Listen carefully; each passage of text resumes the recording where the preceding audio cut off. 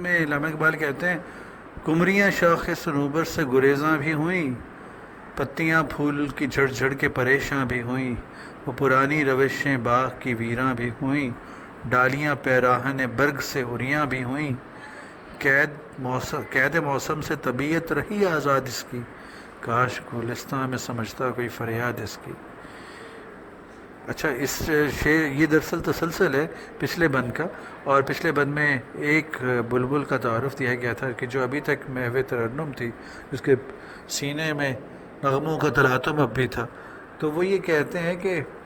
یہاں بہت سے چکور تھے اس باغ کے اندر، اور وہ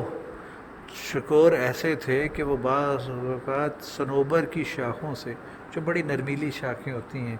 اور اس پہ سرو کی طرح کے پودے ہوتے ہیں، اور سرو کے پودے کی شاخیں بڑے نرمیلی سی وہ شاخ ہوتی ہے، اس کے اوپر ہلکے ہلکے روئیں ہوتے ہیں سبزے کے، تو وہ کہہ رہے ہیں کہ وہ اس سے گریزاں بھی ہوئیں، یعنی یہ چکوری جو تھیں، چکور جو اس کے اوپر بیٹھے ہوئے تھے، جو چاند کو دیکھ کے چہکتے ہیں، یہ والے پرندے، ان شاخوں سے بھی گریزاں ہوئیں، پتیاں پھول کی جھڑ جھڑ کے پریشاں بھی ہوئیں، اور وہ جو پھول کی پتیاں تھیں وہ جھڑتی رہیں اور بکھرتی رہیں، وہ پرانی روشیں باغ کی ویراں بھی ہوئیں، اور اس دوران وہ جو اس کے راستے تھے، روشیں تھیں جس پہ لوگ چلتے تھے باغ کے اندر، وہ ویرانے بن گئے،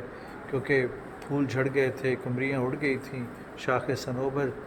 اس لائق نہیں رہی تھی یا کہ اس پہ کمریاں بیٹھ سکیں، تو کمریاں یا چکور یا پرندے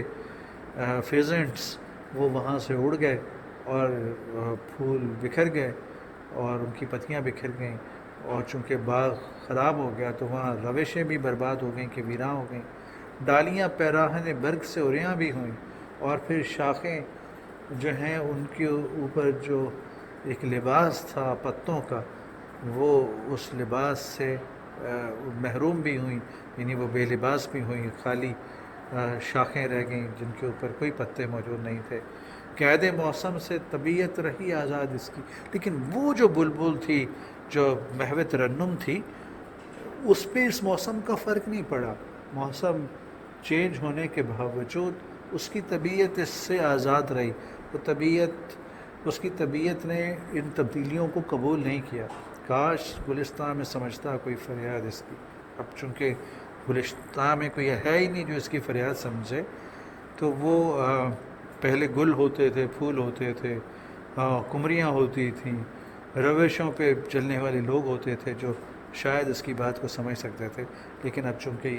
یہ چیزیں موجود ہی نہیں، تو بہت کم امکان ہے کہ اس کی فریاد کو کوئی سمجھے، لیکن یہ اپنی بات کہے جا رہی ہے، اور کہ موسموں کی قید سے یہ آزاد ہے، ایک سدا بہار نغمہ گو ہے۔